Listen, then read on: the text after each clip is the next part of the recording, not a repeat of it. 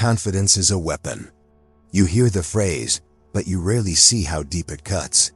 Machiavelli understood that in the arena of social warfare, confidence shapes reality long before truth arrives. Human nature obeys certainty. It fears doubt. It avoids hesitation. And it bends toward anyone who carries the posture of power even before proving they possess it. Confidence makes the world interpret you through strength rather than weakness. It reshapes perception. It alters expectation. It creates gravity in rooms where others drift without direction. In the psychology of power, confidence is mistaken for authority, and authority is mistaken for truth. This is why the confident rise. This is why the uncertain vanish. You were taught that confidence begins inside you. It does not. It begins in the minds of those who watch you. It is an illusion projected outward, picked up by human nature, and echoed back as obedience. In social control, confidence becomes the silent force that determines who speaks first, who gets followed, and who walks unchallenged through conflict. People trust the confident because doubt is painful. People obey the confident because fear demands direction. Confidence becomes a signal of safety for some and a signal of dominance for others. Either way, it rules perception. And in that silence, the truth whispers. Confidence is a weapon because it defines the narrative before anyone questions it. Machiavelli called it leverage. Human nature calls it leadership. In reality, it is control. You have been lied to about confidence. They told you it is a feeling. They told you it comes from the inside. They told you to build it by repeating phrases to yourself until the world finally believes you. But human nature does not obey your feelings. It obeys the illusion you project. Confidence is a weapon because it rewrites perception without force. It creates the shape of authority before authority exists. It turns uncertainty into submission. And it makes the crowd treat you as inevitable long before you earn it. Power has always depended on the appearance of certainty. Machiavelli understood this more clearly than any philosopher of his time. He studied kings who were not strong, but looked strong. Leaders who were not wise, but appeared unshaken. People followed them not because they were correct, but because they were convincing. Confidence becomes social gravity. It pulls the undecided toward you. It commands the attention of the insecure. It silences the doubtful. It makes the uncertain compare their fear to your calm and choose you as the safer option. In dark psychology, this is called perception dominance. It is the ability to define reality simply by appearing unaffected by it. And in that silence the truth whispers. Confidence is a performance. Not a performance of theatrics, but a performance of internal stillness. The strong do not rush. They do not over-explain. They do not justify their existence. They stand as if their presence is enough. And human nature interprets this as proof. When you enter a room, people search for cues. Their minds want to know where you fit in the hierarchy. Not because they are cruel, but because the brain is designed to map threat, safety, and value. Confidence acts as a signal. It tells people you are not a threat to yourself. And anyone who is not a threat to themselves can become a threat to the world. This is how confidence becomes the first weapon in social warfare. It wins before conflict begins. It shapes outcomes before outcomes are decided. It turns hesitation into advantage. Most individuals misunderstand this. They think confidence means being loud, or charismatic, or visibly dominant. These are misunderstandings of human nature. True confidence is quieter, colder, more controlled. It emerges in your posture, your breathing, your tone, your willingness to speak less, not more. Stillness is misinterpreted as strength. Silence is misinterpreted as certainty. Calm is misinterpreted as truth. This is the architecture of perceived power. The confident carry fewer movements. They do not fidget. They do not rush their answers. They do not break eye contact out of insecurity. Their presence communicates the message, I have nothing to fear from you, and human nature responds to that message with obedience. Confidence also manipulates expectation. If you appear certain about yourself, people assume you are certain about the world. They project competence onto you even when they have no evidence. This projection becomes your shield. In social control, reputation and confidence reinforce each other. Reputation gives confidence weight. Confidence gives reputation form. And in that silence, the truth whispers. Confidence is a weapon because it interrupts the opponent's mind. While they hesitate, you move. While they doubt, you act. While they question themselves, you define the frame of the interaction. This is Machiavellian strategy at its simplest. Not manipulation through force, but manipulation through interpretation. In social warfare, confidence is also camouflage. It hides fear behind posture. It hides uncertainty behind stillness. It hides chaos behind a controlled face. People cannot attack what they cannot read. And unreadability becomes another layer of power. Most people reveal themselves too easily. They show fear in their hands. They show doubt in their eyes. They show insecurity in their voice. Confidence removes these weaknesses, not by eliminating fear, but by refusing to display it. Confidence does not require perfection. It requires control. Control over your micro-expressions. Control over your reactions. Control over how quickly you respond. Control over the emotional information you leak. In the world of power, people obey the one who appears least affected. Calmness is interpreted as superiority. Stillness is interpreted as dominance. Uncertainty is interpreted as weakness. Confidence is a weapon because it shapes the battlefield before the first strike.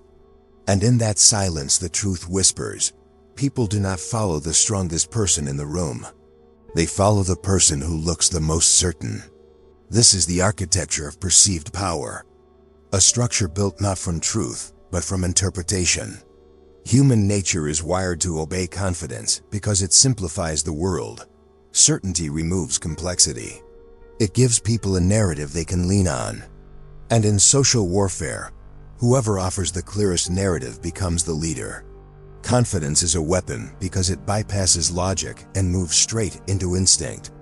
The instinct that says, "This person knows where we are going, even if they do not." This is why Machiavelli wrote that rulers must appear unwavering. Not because unwavering men exist, but because perception creates authority.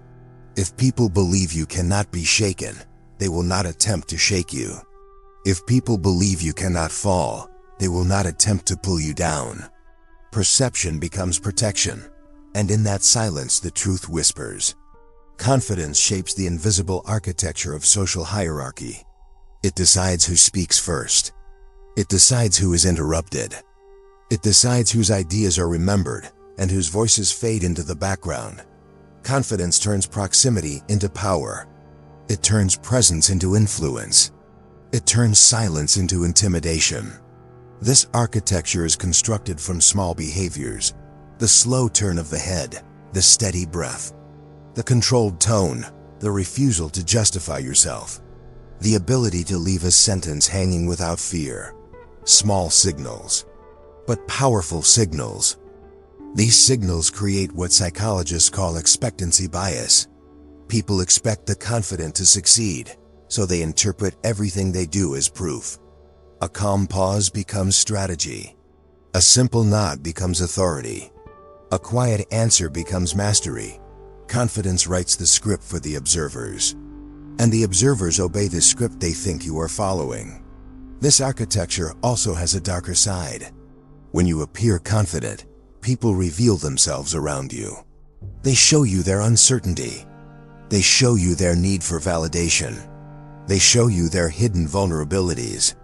Confidence becomes a mirror that forces others to confront their own insecurity. Those who lack confidence start adjusting themselves to your presence. They lower their voice. They shorten their sentences. They shift their posture. They try to predict your reactions.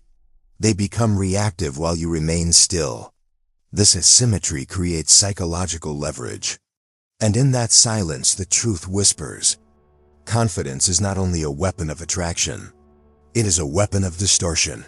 It distorts how people see you. It distorts how they see themselves. It distorts the entire structure of the interaction. When you appear certain, people assume you have access to knowledge they do not.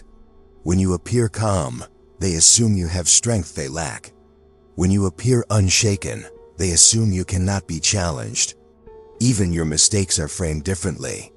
If a confident person hesitates, observers interpret it as calculation. If a confident person pauses, observers interpret it as analysis. If a confident person is wrong, observers say the situation must be more complex. Confidence manipulates interpretation at every level. This is why so many leaders across history were not exceptionally skilled, but exceptionally composed. They understood that power is not taken through force. It is given to the one who looks ready to hold it. Confidence also structures group dynamics. People look at the confident person when conflict arises.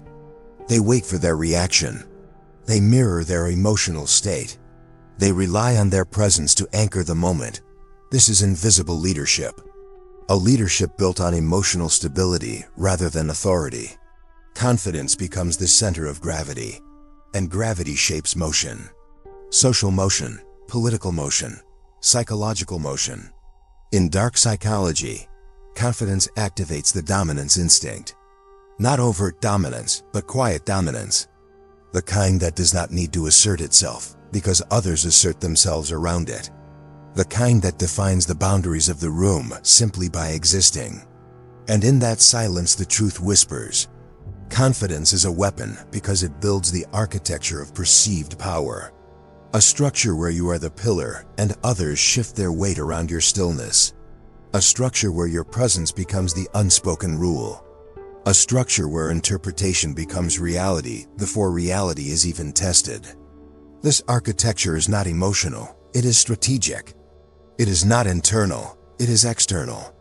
It lives in the eyes of others, and it grows in the minds that interpret you. The confident are not always right, but they are rarely questioned. And in social warfare, being unquestioned is often more powerful than being correct. People do not obey the confident because they want to. They obey because their minds leave them no choice. Confidence triggers a set of ancient psychological shortcuts designed to reduce fear and simplify decision-making. These shortcuts are older than language, older than culture, older than morality. They belong to survival, not logic. Human nature is uncomfortable with uncertainty. Uncertainty forces the brain to process more information. Uncertainty increases risk. Uncertainty demands effort.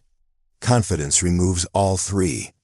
This is why confidence becomes a psychological refuge for the insecure and a psychological weapon for the strategic. When someone stands with unshakable presence, the brain interprets it as a sign of safety and dominance at the same time. Safety for the follower, dominance for the leader. This dual interpretation is what creates obedience. And in that silence, the truth whispers. One of the deepest human instincts is projection. When people see confidence, they project competence. They project strength. They project intelligence. They fill the gaps in your identity with whatever makes them feel secure or impressed. This is how confidence becomes a myth. Not a myth you create, but a myth others build around you. Authority bias amplifies this effect. The brain prefers to follow the person who seems certain because that person reduces internal conflict. Uncertainty creates tension. Certainty dissolves it. People obey the confident because obedience feels easier than resistance. There is also a darker reason. Confidence signals that you will not hesitate in conflict. People fear those who do not hesitate. They fear those who move with quiet inevitability. This is why confidence activates fear in the weak and respect in the strong. Confidence creates a hierarchy before anyone speaks. The confident become the reference point. They become the anchor. They become the emotional center of the room. Everyone else orbits around their stillness. This is obedience not by force, but by psychological gravity. Confidence also manipulates time perception. Those who hesitate appear slower. Those who panic appear chaotic. Those who answer too quickly appear desperate. But the confident control time through the rhythm of their presence. A slow breath. A calm pause. A deliberate reply. Each action signals that they are not reacting to the world. They are directing it. And in that silence, the truth whispers. Human nature searches for leaders not because it admires them, but because it needs them. Fear needs direction. Ambiguity needs structure. Emotion needs containment. Confidence provides all three. This is why people subconsciously seek the confident in moments of uncertainty. In social warfare, confidence becomes a form of psychological protection. People align themselves with confidence to protect their reputation, avoid conflict, or gain status. They want to be close to the person who looks certain because certainty suggests future stability. This is a strategic advantage. It turns your confidence into their insurance. The psychology of obedience also comes from something simpler. Confident people do not appear to need approval. They do not appear to fear rejection. They do not appear controlled by opinion. This makes them unpredictable to the insecure. Unpredictability is seen as danger. Danger creates distance. Distance creates respect. Confidence bends the emotional responses of others. They modulate their tone. They adjust their body language. They become cautious. They seek signs of your judgment. They fear disappointing you. This is not conscious obedience. This is instinctive obedience. Confidence is also contagious. When one person stands with certainty, the uncertain borrow that certainty and treat it as their own. They mirror the confident person's posture, tone, and emotional rhythm. This is herd instinct, not the instinct of animals, but the instinct of people who fear being left behind socially. And in that silence, the truth whispers. Confidence also limits the number of attacks you face. People attack those who appear weak. People challenge those who appear nervous. People confront those who reveal doubt, but they rarely confront the confident. Confidence signals that the cost of conflict will be high. This is why confidence is a protective shield in social control. It changes how people speak to you. It changes how they interpret your silence. It changes how they analyze your mistakes. A confident person's failure is seen as temporary. A weak person's failure is seen as identity. Confidence makes people expect your success, and expectations shape reality. In social warfare, the one who appears certain becomes the one who is followed. This is not about fairness. This is not about intelligence. This is not about correctness. This is about biology, the biology of fear, the biology of survival, the biology of hierarchy. Confidence is a weapon because it bypasses thought and pierces instinct. And in that silence, the truth whispers. Confidence does not appear by accident. It is built, not through emotion, not through belief, but through strategy. The confident are not born certain. They are constructed brick by brick through controlled behavior, disciplined silence, and a deliberate shaping of identity. Machiavelli understood this. He wrote that rulers must appear unwavering even when the world fractures beneath their feet. Not because unwavering men exist, but because stability is an illusion that protects power. The one who looks unshakable becomes unchallengeable. Confidence becomes inevitable when it is engineered. And in that silence, the truth whispers. The first strategy is emotional discipline. The confident do not avoid fear. They simply refuse to display it. They silence the signals that betray weakness. They slow their breathing. They control their posture. They speak with intention. This reduces the emotional information they leak. The less you leak, the more others project onto you. Every gesture becomes a calculated signal. Every pause becomes a demonstration of control. Every still moment becomes a statement of power. This is how confidence begins. Not inside, but outside. In the eyes of the observers who cannot decipher your thoughts. The second strategy is narrative framing. Confident individuals decide the meaning of their actions before others can. If they speak slowly, observers call it calmness. If they reject an invitation, observers call it scarcity. If they remain silent, observers call it depth. The confident do not explain their choices. They allow interpretation to do the work for them. Interpretation becomes leverage. Leverage becomes influence. Influence becomes control. Confidence grows in the shadow of narrative. The third strategy is controlled unpredictability. Predictable people cannot intimidate. Predictable people cannot influence. Predictable people cannot dominate. A small degree of unpredictability creates psychological distance. It prevents others from taking you for granted. It prevents them from mapping your weaknesses. It prevents them from assuming superiority. Unpredictability signals autonomy. Autonomy signals power. And in that silence, the truth whispers. The fourth strategy is selective transparency. The confident reveal little about themselves. Not because they are hiding something, but because information is currency. The less people know, the more they assume. The more they assume, the more they imagine. And imagination is far more powerful than truth. When people cannot read you, they cannot prepare for you. When people cannot predict you, they cannot control you. This unreadability becomes a shield against manipulation. The fifth strategy is consistency. Confidence collapses when behavior contradicts itself. The confident maintain emotional stability, even under pressure. Their reactions do not fluctuate with mood. Their tone does not break under stress. Their posture does not bend under judgment. Consistency convinces others that your confidence is real, even when it is constructed. This creates the illusion of inevitability. When you appear consistent, people assume you will remain so. Assumption becomes trust. Trust becomes influence. Influence becomes silent authority. The sixth strategy is withdrawal. The confident know that scarcity increases value. They do not compete for attention. They do not try to be everywhere. They do not exhaust their presence. They appear selectively, strategically, and they allow distance to amplify their image.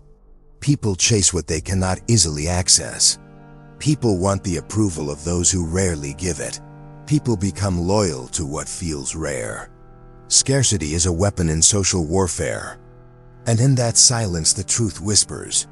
The seventh strategy is emotional minimalism. Confident individuals express less emotion, not more. They keep their emotional output clean. A controlled nod, a measured sigh, a single raised eyebrow. These subtle expressions carry more weight than dramatic gestures, because minimalism forces the observer to pay attention. Attention becomes power. The eighth strategy is identity construction. Confidence becomes unshakable when you choose who you are, rather than wait for others to define you. This requires a deliberate crafting of your myth, a decision about the reputation you want to project, a refusal to let the world assign your worth. Identity becomes the foundation of confidence, a foundation you build intentionally, stone by stone, choice by choice, behavior by behavior. Confidence is not the absence of fear. It is the mastery of your own presentation, the shaping of your narrative, the containment of your emotions, the control of your signals, the construction of your myth. In social warfare, confidence becomes inevitable when it is crafted through discipline, silence, and identity. And in that silence, the truth whispers. Most people never understand why their confidence collapses. They believe confidence should come from emotion. They believe it should rise naturally. They believe it should appear when life finally becomes easier. But confidence does not grow from emotion. It grows from identity, and identity is a choice. Powerful confidence begins when you stop inheriting yourself. You stop adopting the labels others gave you. You stop performing the roles society expects you to play. You stop waiting for permission to redefine who you are. Self-authorship is the final stage of confidence. It is the moment you decide your identity rather than discover it. The moment you choose your narrative rather than accept the one handed to you. The moment you become someone who does not respond to the world, but shapes it. And in that silence, the truth whispers. People who lack confidence allow the world to write their story. They react to comments. They react to opinions. They react to status.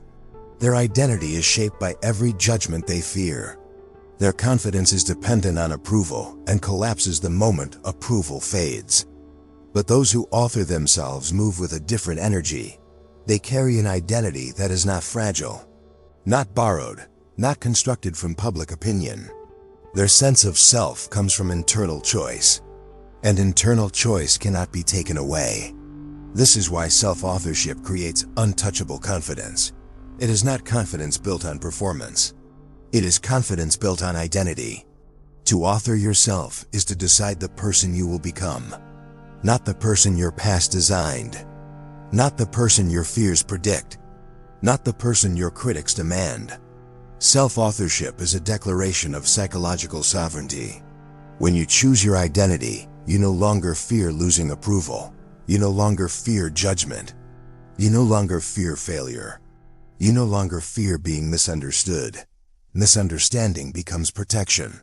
Criticism becomes background noise. Judgment becomes irrelevant. Once you author yourself, the world loses its ability to define you. In social warfare, this is the highest form of confidence, the confidence that does not ask, the confidence that does not explain, the confidence that does not seek validation, the confidence that simply exists. And in that silence, the truth whispers. Self-authored individuals become unreadable, not because they hide, but because they no longer react. Reaction is information. Emotion is information. Desperation is information. Weakness is information. But when you stop reacting, you stop leaking information. And when you stop leaking information, you become a psychological fortress. Most people try to impress others to gain confidence. The self-authored impress no one. They move independently of approval. They stand without justification. They speak without fear. They leave when their presence is no longer required. They withdraw when chaos begins. Their confidence comes from their sovereignty, not from the approval of others. Authority bias intensifies this effect. People assume that those who seem unaffected must possess deeper strength. They assign competence to stillness and wisdom to silence. Self-authored individuals know this. They leverage it. Confidence becomes untouchable when it is not rooted in performance. Performance can break. Identity cannot. The self-authored also understand the power of emotional containment. They feel fear, but do not display it. They feel uncertainty, but do not show it. They feel anger, but do not leak it. Containment creates the illusion of control, and the illusion of control becomes interpreted as true control. This is why self-authored confidence outlasts every challenge. It is not based on comfort. It is based on self-definition. A definition chosen deliberately and protected ruthlessly. And in that silence, the truth whispers. When you author yourself, you move with a kind of inevitability. You no longer ask whether you belong. You decide that you belong. You no longer fear the judgment of the crowd. You understand that crowds only judge what they can understand. And they will never understand someone who created themselves. People obey confidence because it feels real. But they obey self-authored confidence because it feels permanent. It feels immovable. It feels like something that cannot be taken away. This is how confidence becomes more than a weapon. It becomes identity armor. It becomes emotional sovereignty. It becomes the foundation for your myth. In social warfare, the one who authors themselves becomes untouchable. Not because they overpower others, but because others can no longer reach them. They cannot control what they cannot define. They cannot influence what they cannot read. They cannot break what they did not build. Self-authored identity is the final form of confidence, the form that does not shake, the form that does not bend, the form that does not crumble under judgment, the form that walks through social warfare with a silence that demands interpretation. And in that silence, the truth whispers, confidence is a weapon.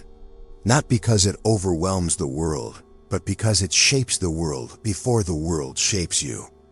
You have seen how perception bends beneath certainty. You have seen how human nature obeys the calm and avoids the restless. You have seen how confidence rewrites the room long before a single word is spoken. This is the truth Machiavelli understood.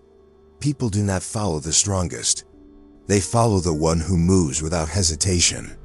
The one who does not rush to please. The one who does not break under pressure.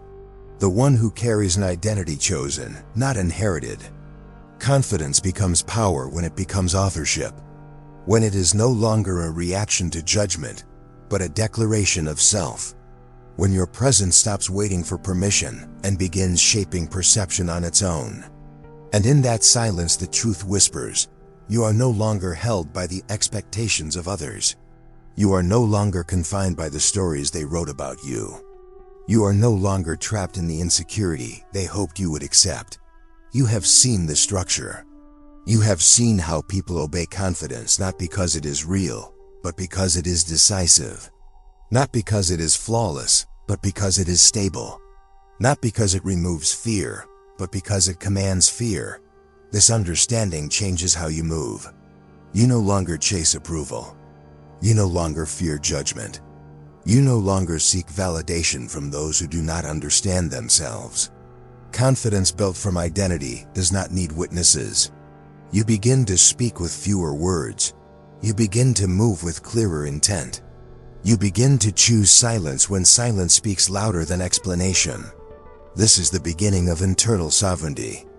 The moment the world stops defining you and you begin defining yourself. If you continue deeper, you will learn the rules behind every social victory. You will see how power is traded, how reputation is engineered, how perception becomes a battlefield, and how identity becomes the weapon no one expects. If you choose to stay in this circle, stay for the truth, not the noise. Stay for the clarity, not the comfort. Stay for the knowledge, not the content. Because the further you go into human nature, the quieter the world becomes.